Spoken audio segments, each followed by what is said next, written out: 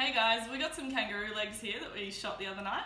We took some of our new rifles out and we managed to get some roos, which was good.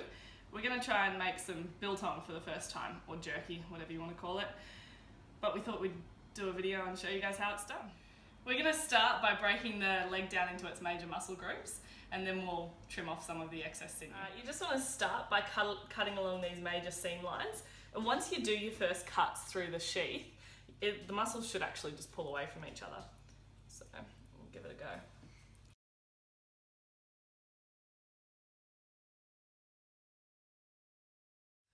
Alright, so we've separated most of these major muscles out. We've got one nice bone for the dogs now. What we want to do is we want to remove most of this sheathing, as much as possible of this sheathing kind of stuff. That's going to make your biltong or your jerky really tough. And also any fat that you can see on the meat as well. Kangaroos are already quite lean, but fat will make the biltong or the jerky spoil, so you want to get rid of as much as possible.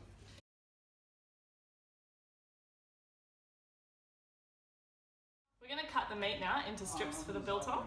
You want it to be about 1/2 inch thick, just like this piece here, because it's going to lose a lot of its weight in the drying process. So you want to cut with the grain, because once the biltong's sliced up after it's dried, you'll be cutting against the grain, and it just makes for nicer pieces. They're easier to chew. Hey, I'm going to put together the ingredients today, the final ingredients for the biltong. We're going to mix a whole heap of things together, and I'll show you what they are first off. We've got some apple cider vinegar. Any apple cider vinegar will pretty much do, but get some good stuff, get lots of it, because once you make it you probably want more. We're going to, our Aussie Twist, Vegemite, you have to have it. You need some rock salt. Don't use normal salt, don't use any other salt, just use rock salt. Otherwise it'll taste like crap. Coriander, and you need quite a bit of coriander, but that's about it.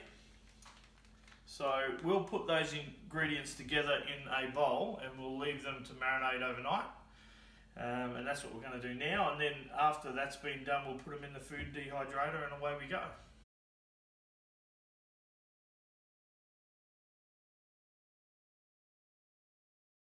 Alright, you've probably seen what we used the bowl at the end of putting all this together. All we did with the bowl, the only thing that was in the bowl was a 1/2 tablespoon of the Vegemite, about 1/2 cup of the apple cider, and a tiny little bit of bicarb soda. I didn't mention that before, but about 1/2 teaspoon of bicarb soda. It helps to soften the meat. So we mixed the Vegemite, the apple cider and the bicarb soda up together, and created that kind of 1/2 cup of juice. And then at the end of all the detailing we did here, we just sprinkled that straight down the middle. And to finish it all off, I just gave it another bit of a coating with coriander and a little bit more of the salt. But there's pretty much enough. If you do that kind of layering activity, it's pretty much enough in there each time just by sprinkling it on. Okay, so we marinated the meat overnight, flipped it over in the morning and left it for another 6 to 8 hours. Now we're going to put it in the dehydrator. For pieces this big, we like to have it around 8 to 10 hours in the dehydrator, but just make sure you check it out every couple of hours to make sure it's not too dry. Okay, so after about 8 hours, we took out all the smaller pieces that were already dry. We've now been left with these bigger pieces. Left them in for about 18 hours and they've come out looking around like that. So we've used our professional biltong cutter here, but you can just use a knife if you want to cut them like that.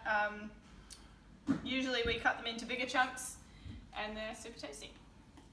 Hey guys, biltong's all done. We're pretty much ready to sign off now.